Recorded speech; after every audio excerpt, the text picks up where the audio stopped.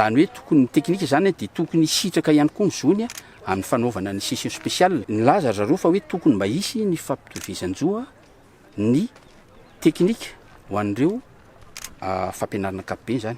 Manomboka androany ny fitsarana ny teknika. Ny antony nambarana nanamporofondreo namana mpampianatra reo hoe tena tokony mba hisitraka an'izay so zay izy dia zao.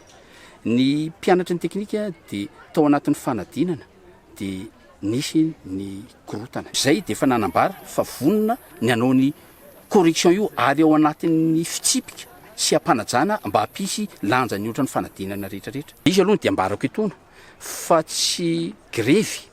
Mety matsapa zany reo mpianatra reo fa natao kilabao izy.